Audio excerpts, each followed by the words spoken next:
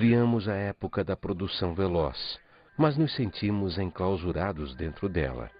A máquina que produz em grande escala tem provocado a escassez. Nossos conhecimentos fizeram-nos céticos, nossa inteligência empedernidos e cruéis. Pensamos em demasia e sentimos bem pouco. Mais do que máquinas, precisamos de humanidade. Mais do que de inteligência, precisamos de afeição e doçura. Sem essas virtudes, a vida será de violência e tudo estará perdido.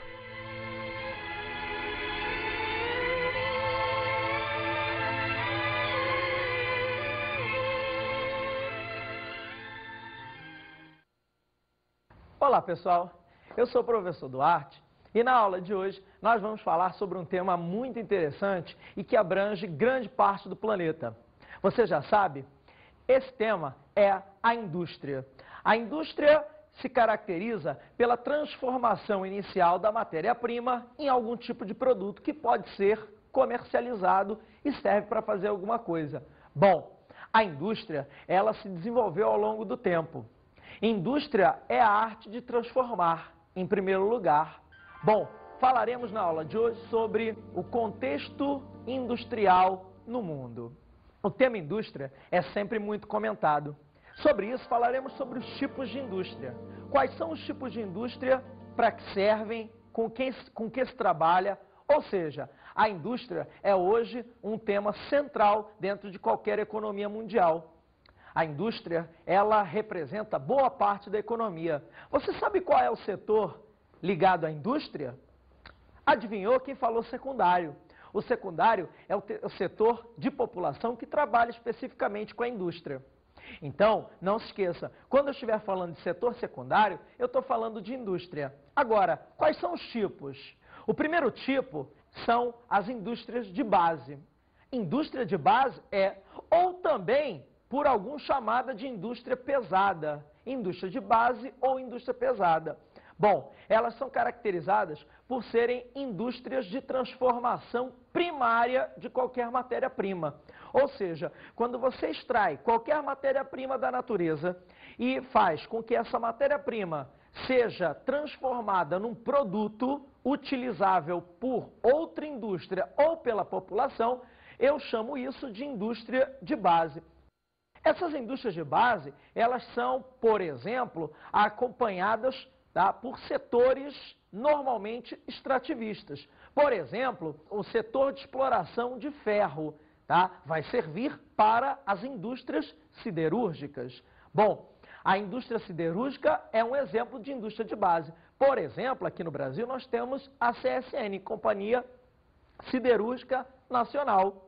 Além disso, a Cosipa, em São Paulo. Agora, um estado brasileiro que tem muita usina siderúrgica, que é a indústria de base, é o estado de Minas Gerais. Você sabia por quê? Bom, o estado de Minas Gerais, ele é rico em ferro e manganês. Esse ferro é utilizado bastante por esse parque siderúrgico. Sabe qual é a região de Minas onde tem ferro? O quadrilátero ferrífero. O quadrilátero, ele atende com ferro, basicamente as usinas siderúrgicas do Sudeste e do Sul do Brasil. Bom, você já sabe, indústria de base, um dos exemplos é a usina siderúrgica. Agora, tem outras, por exemplo, as metalúrgicas, as petroquímicas, tá vendo? Olha aí, ó, olha como a indústria de base é importante dentro do processo industrial. Por exemplo, qualquer coisa ligada a plástico, ou de repente um carro, ou de repente a tua geladeira, um eletrodoméstico, pode estar ligada primeiramente a uma indústria de base, transformação primária. Até a cama onde você dorme, nós estamos falando, por exemplo, da indústria madeireira, ou seja, aquela que transforma a árvore, madeira, em algum produto utilizável. Ok? Legal? Bom, além disso, o segundo tipo de indústria são as indústrias intermediárias. As indústrias intermediárias, como o nome já diz, elas vão ficar entre o setor de indústria de base e o setor de indústria de bens de consumo. Bom, a indústria intermediária, ela vai servir como elo de ligação. Mas, Duarte, me dá um exemplo. O exemplo pode ser, de repente, uma indústria de autopeças. Ou seja, o carro é o bem de consumo. O ferro ou qualquer outro mineral utilizado é a indústria de base. Agora, por exemplo, você tem o amortecedor do carro. O amortecedor é uma peça. Você não compra normalmente um amortecedor, a não ser que o seu carro tenha problemas. Mas o amortecedor precisa estar dentro do seu carro. Opa, então ele é uma peça de ligação. Ele é feito, de repente, com ferro ou qualquer outro mineral. Mas ele é uma peça que vai fazer a ligação entre a indústria de base e a indústria de bens de consumo, que é o carro. Percebeu? Então a indústria intermediária, autopeças, né, fazem parte desse contexto de caráter intermediário. Agora, o terceiro tipo, e mais importante para nós, que somos meros consumidores, são as indústrias de bens de consumo. O nome já está dizendo, indústria de bens de consumo é aquela onde você vai servir o produto final, ou seja, se fabrica o produto final. Bom, o produto final, ele é materializado para servir o consumidor. A indústria de bens de consumo, ela normalmente está próxima às cidades grandes. Por quê? Porque ela serve justamente ao mercado consumidor. E onde tem mercado consumidor são nas maiores cidades. Percebeu? Então as indústrias de bens de consumo podem ser divididas também em duráveis e não duráveis. Duráveis são as indústrias de bens de consumo, por exemplo, uma indústria de automóveis. Você, de repente, né, é proprietário de um automóvel, ou de repente o teu pai ou a tua mãe, isso é um bem de consumo durável. Ou uma câmera, como essa que está me filmando, ok? Esse é um produto eletrônico que é um bem de consumo. Bom, atenção, você já aprendeu o que é bens de consumo duráveis. Agora, o que são os bens de consumo não duráveis? Os bens não duráveis são aqueles normalmente relacionados à indústria têxtil, à indústria alimentícia, à indústria de bebidas, ou seja, aqueles produtos de consumo rápido, normalmente falando. Bom, atenção, cada vez que você almoça no restaurante ou toma um refrigerante, você, na verdade, está consumindo um produto não durável, ou seja, é um bem fabricado numa indústria que não é de longa duração. Atenção, isso é muito importante no contexto mundial da indústria. Por quê? Você sabendo que indústria de base são aquelas que transformam primariamente, que as indústrias intermediárias são o elo de ligação e que as indústrias de bens de consumo, na verdade, acabam o produto, ou seja, fabricam o produto final voltado diretamente para o consumidor, fazem com que nós entendemos ou possamos entender toda a dinâmica da indústria. A primeira revolução industrial, ou seja, o start, o processo que inicia a industrialização mundial, vai ocorrer na Inglaterra. Atenção, esse país, como a gente vai ver, esse país vai criar uma série de pré-condições que fazem com que ele seja inserido dentro desse contexto de primeira revolução industrial. Bom, qual foi a base energética da primeira revolução industrial? Você sabe? A base energética da primeira revolução industrial aparece normalmente em provas. Essa base energética é o carvão mineral. O carvão mineral foi a base energética que deu início à primeira revolução industrial. Como? O carvão mineral, ele foi utilizado de maneira muito rápida, principalmente na Inglaterra. Por quê? Nos Midlands, ou seja, no centro da Inglaterra, você tinha grandes reservas minerais. E essas reservas de carvão mineral ajudaram bastante no início do processo da industrialização. Percebeu? O carvão foi a primeira grande forma de energia relacionada ao processo industrial. Bom, existia uma série de pré-condições. Por exemplo, a primeira pré-condição era a existência de um quadro político favorável à industrialização. Isso foi conseguido após a implantação de uma monarquia parlamentarista. A segunda condição era a existência de carvão. E nós já vimos que na Inglaterra você tinha carvão de sobra no centro do território. A terceira foi uma acumulação de capitais muito importante, porque financiou essa industrialização. Uma outra condição era a existência de mão de obra. Isso foi conseguida com uma coisa que na história ficou famosa, o chamado cercamento dos campos. Você já percebeu, a Inglaterra vai ter uma série de pré-condições necessárias, essenciais, para que a Revolução Industrial, a primeira Revolução Industrial, ocorresse no território inglês. Bom, gente, você já entendeu, né? Na Inglaterra se inicia a Revolução Industrial. Agora, olha uma característica que é fundamental, o campo versus cidade. É nessa hora da história que o campo começa a ver diminuir o seu papel. A cidade vai ser o coadjuvante primordial para o desenvolvimento da indústria. Aumenta a relação de dependência do campo em relação à cidade. O campo passa a ser cada vez mais dominado pela cidade, a partir da primeira Revolução Industrial. Ou seja, o campo hoje é um grande coadjuvante da cidade. A produção do campo é uma produção voltada exclusivamente para a cidade. O campo, ele precisa de equipamentos produzidos na cidade. Isso é essencial, ou seja, a cidade domina o campo. E quando ocorre isso? Isso ocorre a partir da primeira Revolução Industrial. Esse é um ponto muito importante, você não pode esquecer. O outro é a mudança nas relações de trabalho. As relações de trabalho, elas vão ser modificadas durante a primeira Revolução Industrial.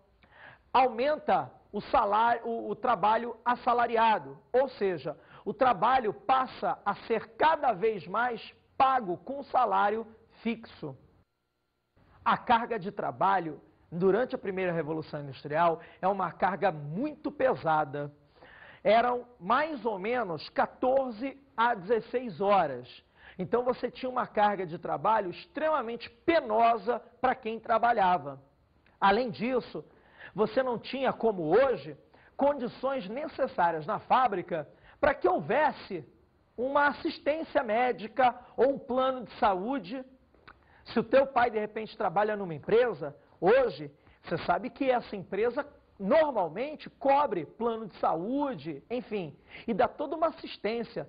Naquela época, essa história de frequentar o clube da empresa pagar plano de saúde, da empresa pagar estudo para o filho do trabalhador, essa história não existia. Na primeira Revolução Industrial, o trabalho era muito mal pago, além disso, todos os benefícios sociais que se conseguiu através da história, naquela época não existia.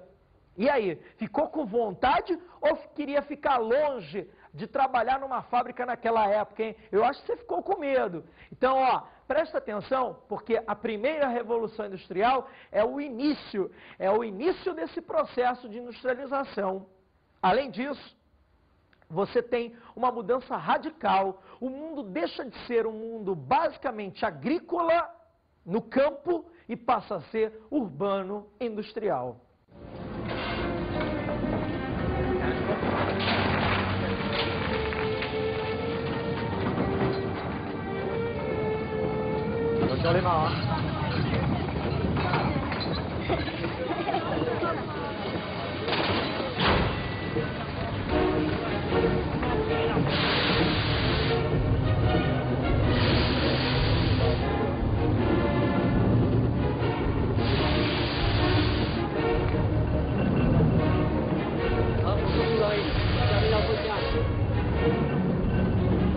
Bonjour, ça va? C'est bon. Bonne journée.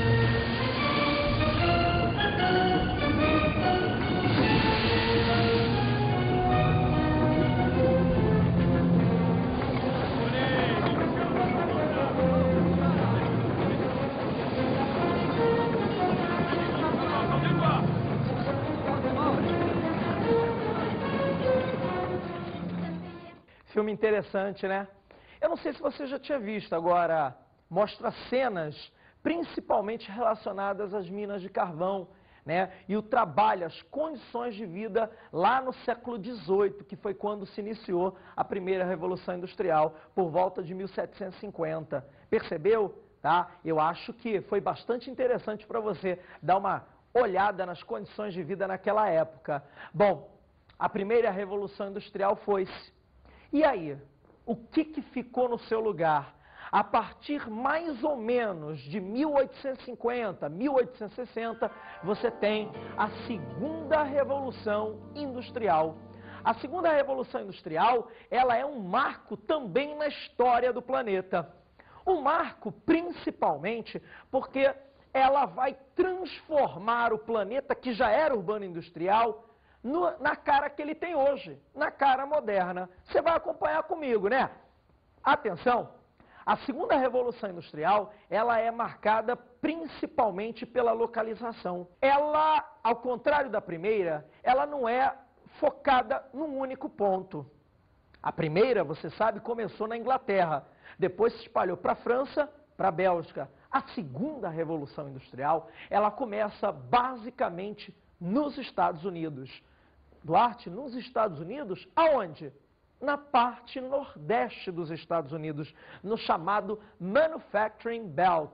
Atenção, essa expressão, cinturão industrial, marca a região nordeste norte-americana. Região ali onde tem Nova York, Boston, Washington. Lembra daquela história de megalópole? É nessa região mesmo que começa a segunda Revolução Industrial, por volta de 1850, 1860. Os americanos vão dar o start, vão iniciar, mas ela, quase que de maneira simultânea, também ocorre no Vale do Rio Reno-Ruhr, lá no meinho da Europa, lá no centro, dividindo França e Alemanha. Um outro ponto, onde eu também tenho a segunda Revolução Industrial, é no Japão, na parte sudeste da ilha de Honshu, que é a ilha principal japonesa. Na região que compreende as cidades de Tóquio a Osaka. Então, são 3 pontos iniciais da segunda Revolução Industrial. Você gravou? Ó, vou falar de novo, hein? Anota aí. Nordeste dos Estados Unidos, Vale do Rio Reno-Ruhr e sudeste do Japão, o eixo entre Tóquio e Osaka. Bom, atenção. É importante você saber que a segunda Revolução Industrial, ela usou como base energética 2 elementos. O primeiro, petróleo, e o segundo, a eletricidade. Petróleo e eletricidade, Duarte? Como? O petróleo, ele vai começar a ser utilizado como fonte de energia e matéria-prima na segunda Revolução Industrial. Bom, fonte de energia através das termoelétricas e matéria-prima para uma série de produtos. O petróleo, ele vai ser uma das bases da segunda Revolução Industrial. Atenção, o petróleo, ele vai ser muito melhor do que o carvão. Você sabe por quê? O petróleo, em primeiro lugar, ele tem uma maior facilidade para ser transportado. Por exemplo, através de oleodutos. Percebeu? Eu posso construir uma malha de oleodutos e transportá-lo, sem a necessidade, por exemplo, de colocar em cima de um caminhão ou em cima de um trem. Olha que coisa legal! Em segundo, o petróleo, ele tem muito mais derivados do que o carvão, ou seja, a possibilidade de uso do petróleo é muito mais ampla. E, cara, que legal, não sabia disso. Então, ó, grava isso, isso é uma boa dica, hein? Tá? As facilidades do uso do petróleo. O outro é a eletricidade. A eletricidade, ela vai ser usada de maneira muito ampla, porque a sua possibilidade de distribuição, a malha da energia elétrica, pode atingir qualquer ponto, desde que se tenha fiação. Bom, com essas 2 bases energéticas, a segunda Revolução Industrial, ela vai crescer principalmente naqueles 3 pontos que eu tinha falado. Bom, e vai se expandir para o resto do planeta. Dá uma olhadinha na outra característica. Ó, consolidação da DIT. A segunda Revolução Industrial, ela é renovadora. Você sabia o que era a DIT? É a Divisão Internacional do Trabalho. A Divisão Internacional do Trabalho, a partir da segunda Revolução Industrial, ela se caracteriza por uma definição. ela vai dividir o planeta em dois grupos de países. O primeiro grupo é o grupo dos países que têm indústria, os industrializados, que produzem produtos fabricados nas indústrias. O segundo grupo é a dos países que não têm indústria, o grupo dos países que só exportam matérias-primas.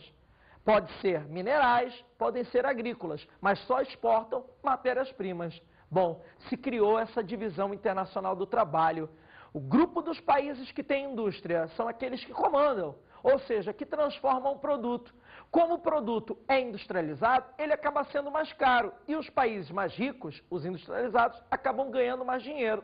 Enquanto os países agrícolas ou que exportam algum tipo de mineral, os países menos desenvolvidos, que não têm indústria, esses países acabam sendo inferiorizados na hora de vender o seu produto. Por quê? Porque não é um produto transformado. Percebeu?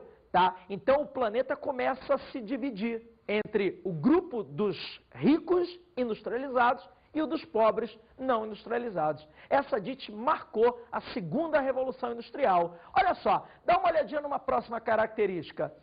Começam a ser inseridas novas tecnologias de transporte e comunicação. Por exemplo, com a segunda revolução industrial, a partir de 1860, aparecem o trem de maneira mais enfática, o trem passa a se desenvolver mais, se espalha mais pelos territórios, começam a aparecer novas tecnologias, como, por exemplo, o rádio, o telégrafo, o telefone, a televisão. Percebeu? Tecnologias todas essas de comunicação, rádio, telefone, telégrafo, televisão. Além disso, aparecem tecnologias ligadas a transporte, como, por exemplo, uma das grandes invenções do ser humano, que é o automóvel. Aparece o motor a combustão interna. Esse motor a combustão interna torna o automóvel muito mais seguro. A partir daí, começa o processo de crescimento e aparecimento de várias fábricas que você conhece hoje. A mais famosa foi a partir de 1910, a Ford. A Ford foi a primeira companhia a fabricar um carro em massa.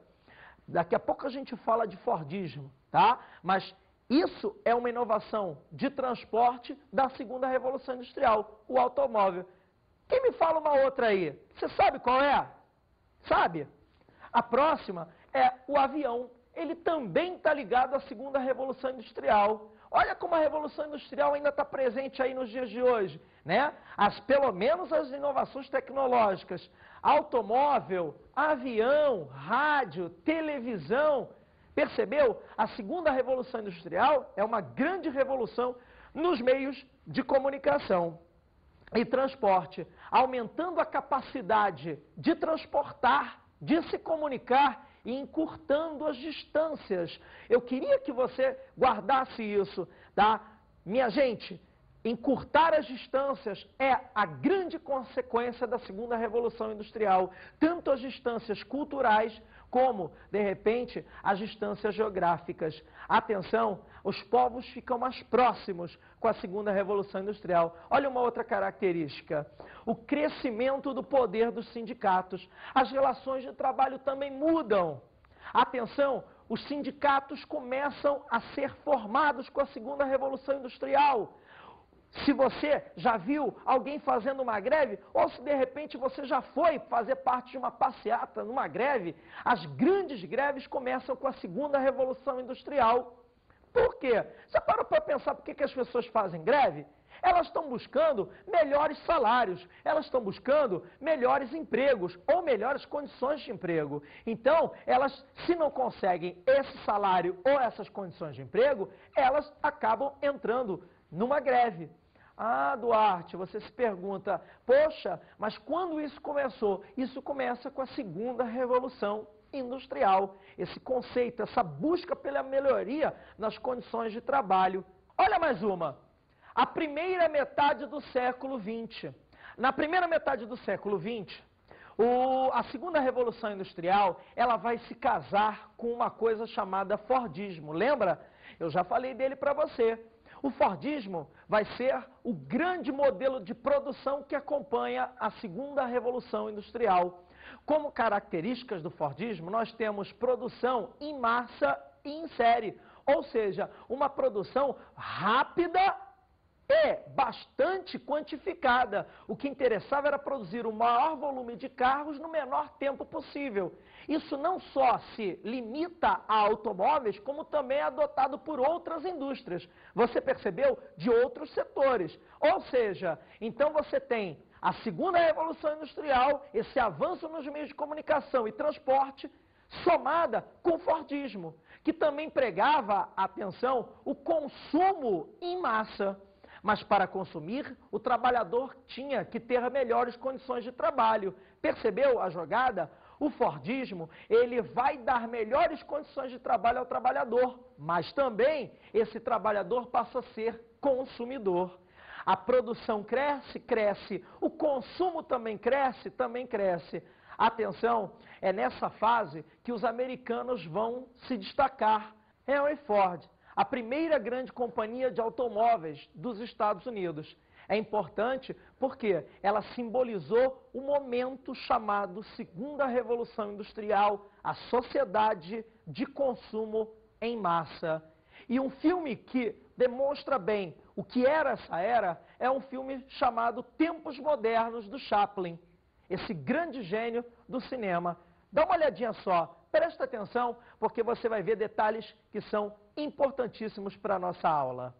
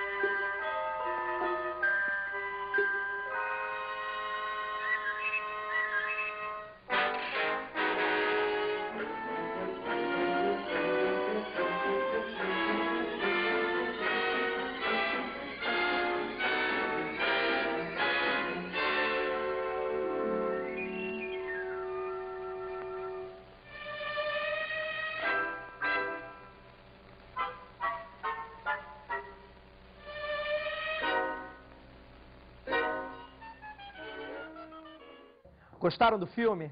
O filme mostra essa fábrica dominando o homem. O Chaplin é dominado pela fábrica. Bom, por falar em fábrica, por falar em indústria, eu vou mudar. Eu vou agora falar para você da terceira revolução industrial. A revolução que começa a partir da década de 50, ou alguns dizem a partir dos anos 60. Não importa. Importa é que nós, a partir da metade do século XX, da segunda metade, houve uma nova revolução. Bom, a terceira revolução industrial, ela tem como localização principalmente a costa oeste dos Estados Unidos, a área da Califórnia. Tem uma regiãozinha dentro da Califórnia conhecida como Silicon Valley, ou Vale do Silício. É ali o embrião inicial para a terceira revolução industrial. Depois ela se espalha para o mundo, mas a terceira revolução começa ali. A base energética da terceira revolução industrial não vai ser modificada, ou seja, nós ainda continuamos usando o petróleo e ainda continuamos usando a eletricidade. A energia nuclear pode ser uma nova forma de energia, mas não chega a ser uma grande mudança da base energética. A energia nuclear está associada à terceira revolução industrial. Não vai esquecer não, hein? Percebeu? Após os anos 60, você tem as inovações tecnológicas sendo modificadas. Aparecem, no contexto mundial, grandes modificações na área da tecnologia. Por exemplo, a gente pode citar a informática. A informática, ela vai ser a base da vida moderna. A vida, a partir da década de 60, ou principalmente dos anos 70, passa a ser correlacionada com o uso do computador, o uso da informática no dia a dia, nas atividades corriqueiras. Bom, você não vai esquecer, né? Informática, terceira revolução industrial. Bom, além disso, você tem outras tecnologias aparecendo aí. Olha, eu posso citar a biotecnologia, a nanotecnologia, a microeletrônica e outras mais, tá? A área da clonagem, engenharia genética, a fibra ótica, são tecnologias ligadas à terceira revolução industrial. Viu que legal? A terceira revolução industrial, ela está aí, ela é dos dias atuais. Então, ela tem que ser levada em consideração. Olha mais uma característica, ela vai trazer a nova DIT. O que é DIT? Lembra disso? Ó, Divisão Internacional do Trabalho. Atenção, a Divisão Internacional do Trabalho vai ser modificada de novo. Tinham os países industrializados e os países não industrializados, lembra? Com a terceira revolução industrial, isso é subdividido. Agora nós temos 3 categorias de países. A primeira categoria é chamada de países centrais. São aqueles países capazes de fornecer tecnologia. A palavra da moda é tecnologia. Você está percebendo isso? O segundo grupo de países é aqueles países que fazem a produção do produto. São os países industrializados, ou, né, os que chamam aí de semi-periféricos. Atenção, industrializados ou semi-periféricos, que eram países que não tinham indústrias, mas receberam essas indústrias. E tem um terceiro grupo de países, que são os países, atenção, não industrializados ou periféricos. São aqueles países que ainda dependem da exportação de produtos agrícolas ou minerais. Percebeu? Então, ó, nova DIT. Países centrais, semiperiféricos e periféricos. Olha mais uma característica. O planeta, a partir da década de 60, ele vai gerar uma interdependência financeira. Como assim? Você já deve ter visto imagens de bolsa de valores. Ações sobem, ações descem, tá? O planeta hoje está totalmente interligado. Por exemplo, se a bolsa de valores de Tóquio fica lá do outro lado do mundo, lembra? Olhinho puxado. Se a bolsa de Tóquio cair, há um efeito dominó. Todas as outras bolsas acabam caindo também. Você sabe por que disso? Isso é explicado, atenção, pelo predomínio do capital especulativo. O capital, atenção, que corre atrás de juros altos e um retorno rápido. Então, esse capital não tem compromisso com nada. Ele fica, atenção, investindo em vários lugares atrás de juros que sejam mais rentáveis possíveis. Tá? Como ele não tem pátria nenhuma, ele está no mundo inteiro. E o mundo inteiro depende dele para movimentar a economia. Então, caiu uma bolsa em Tóquio, vai cair a do Brasil. Caiu uma bolsa na Argentina, vai cair a da França. Ou seja, o mundo hoje, na realidade, depende de uma única forma de capital, que é o capital especulativo. Beleza? Tranquilo? Olha uma outra característica. O que nós temos na terceira revolução industrial é uma produção pós-fordista. Atenção, se no Fordismo eu tinha uma produção em série e em massa, uma produção rígida, no pós-fordismo a palavra é flexibilidade. A palavra é flexibilidade. Ou seja, eu posso produzir para qualquer um. Esse é o conceito. Como assim? Você chega numa concessionária, se você for pedir um carro para comprar, você pode escolher a cor, o tipo de roda, o tipo de pneu, o estofado do carro, ou seja, a montadora de carros vai fazer um carro especialmente feito para você. Isso é uma produção sob encomenda. É o que a gente chama de produção just in time, feita na hora, para você. É totalmente flexível e atende ao seu gosto. Olha que legal, percebeu? Os dias de hoje, tá? A palavra rigidez foi riscada do dicionário quando se fala de produção industrial. A palavra da moda é flexibilidade. Preste atenção, a mão de obra na terceira revolução industrial, ela é qualificada. Se exige a maior qualificação possível. Eu, para estar aqui, eu tive que me qualificar. Ou seja, eu tive que fazer uma faculdade e todo um procedimento para que eu pudesse dar aula. E você que está aí me assistindo, será que você vai ser qualificado? Olha, vou te dar uma dica, hein? Ó, quem quer ganhar dinheiro tem que se qualificar. Quem quiser estar trabalhando daqui para frente tem que se qualificar cada vez mais. Por quê? Porque o empregado de hoje, o empregado que ganha um salário razoável, que consegue se manter, é aquele que é qualificado. Não mais especializado numa coisa só, mas qualificado, né, numa série de trabalhos e empregos. Ou seja, eu preciso saber fazer de tudo para estar empregado hoje. Esse é o grande conceito. Bom, por último, como característica também da terceira revolução industrial, nós temos a redução do poder dos sindicatos. Ou seja, os sindicatos hoje estão cada vez menos influentes. Isso é explicado pela presença da máquina no lugar do homem. Ou seja, o patrão, ele dá preferência à máquina ao invés do ser humano. A máquina não chega atrasada, a máquina não fica doente. Então, é mais vantagem. Essa substituição do homem pela máquina tem reduzido demais o poder de barganha, ou seja, o poder de luta dos sindicatos e vem enfraquecendo.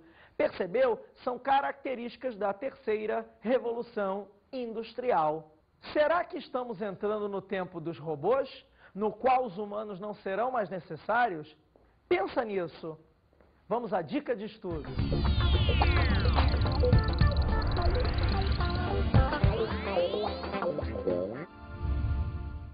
Uma dica de estudos é você pegar em sua casa 2 filmes interessantes. Um é o Tempos Modernos, do Charles Chaplin, e o outro é o Inteligência Artificial, atenção, do Spielberg.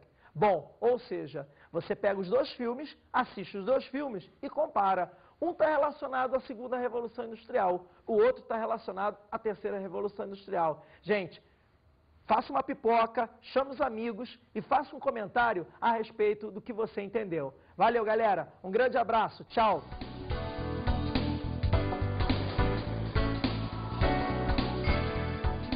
Na aula de hoje, estudamos o contexto industrial mundial. Aprendemos sobre os tipos de indústrias. Você viu que tem as indústrias pesadas, as intermediárias e as de bens de consumo. Após isso, nós também vimos que as revoluções industriais são 3. A primeira iniciada na Inglaterra, a segunda nos Estados Unidos e a terceira também nos Estados Unidos e suas diferentes características. Valeu, galera! Bons estudos!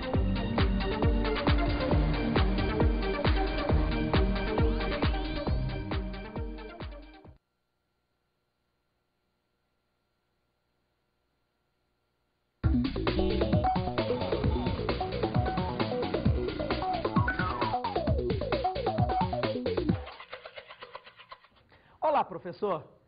Uma boa sugestão que eu posso te dar é você trabalhar como conteúdo para sua aula o livro Condição Pós-Moderna, do David Harvey.